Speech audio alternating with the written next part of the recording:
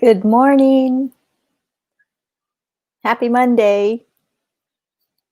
I hope all of you had a great weekend. And if you joined us for the 48 hours of meditation with 1 million meditators, thank you. I know I joined in a couple of the sessions and really enjoyed it myself, took advantage of it, especially right after Christmas and the Christmas holidays and the Christmas craziness sometimes that happens. It was nice to just get realigned, relax, and enjoy the weekend. So today we're going to be talking about discernment and why that's so important, especially in today's world that can be a little bit chaotic at times, and how discernment can actually help us to make better decisions, to stay clear, and especially looking toward the new year. Discernment can really be helpful in helping us to decide, make some big decisions, or maybe even some small decisions as to the path that we want to be taking for 2021. So I think this week, discernment is a great topic and a great focus area for all of us um, to really take notice of as we go into 2021. Hi, Annalie from Sweden, and Leonie, and thank you for joining me. Really appreciate it, all of you. It's early here in Texas, and I don't know what time it is in Sweden. I think it's maybe 4 o'clock in Sweden, Annalie. I just came back from Croatia, so I'm not sure if that's the same time zone or not. But thank you for joining. Again, we're going to be discussing discernment and why that's important. So what is discernment? I know for me, discernment is just this intuition, and also I think it's part wisdom, part intuition, in that it really helps me to judge something as to whether or not it's good for me and whether or not it feels good for me.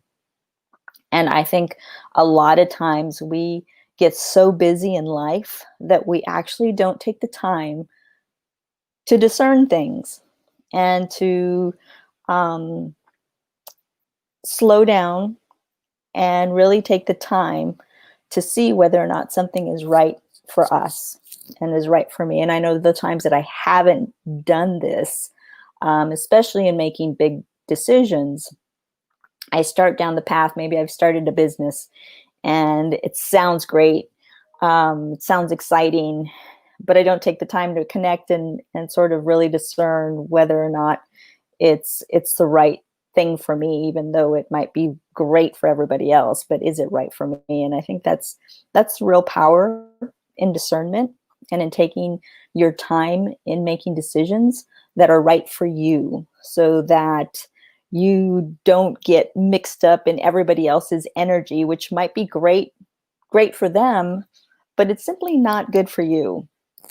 And you look around the world today and you look at what we're bombarded with, the information overload that we're continually under, whether it's the television, whether it's the internet, as you're scrolling through Facebook, Instagram, all of those things, you get inundated with information, and discernment is key, because a lot of times now you don't know what's the truth and what's not.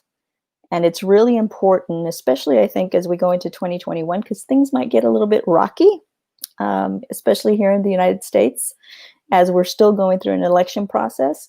For you to really take the time to sit back and not get so emotional, and not allow your emotions to direct your path, but to really sit back and to observe from a non-judgmental perspective as to what's really happening, and to be able to look at both sides of the coin, if you will, on any topic. And it doesn't matter. It doesn't have to be the political spectrum.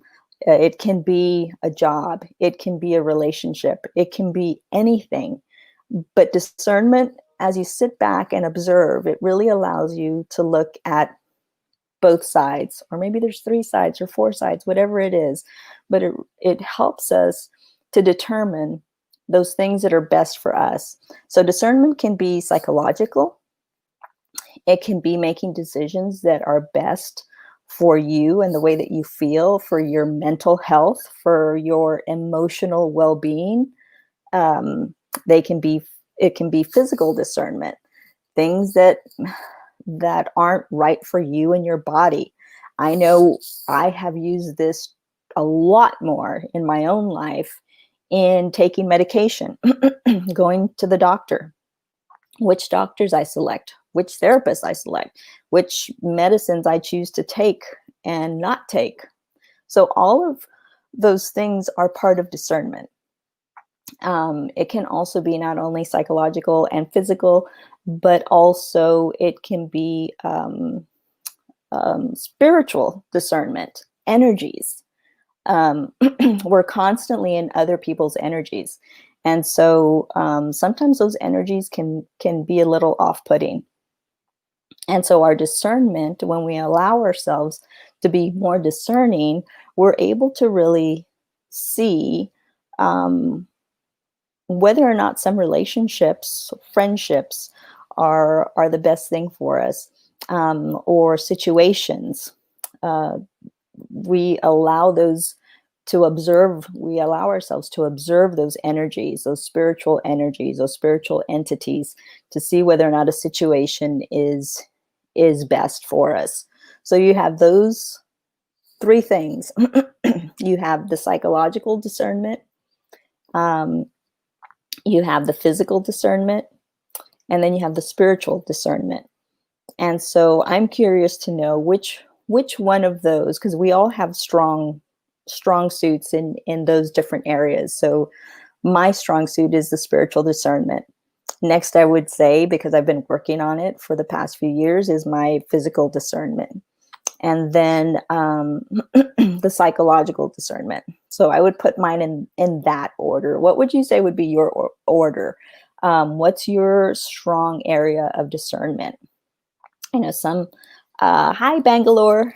Some people are really strong, let's say, in the relationships, you know, and discernment can be used in your relationships, in your business.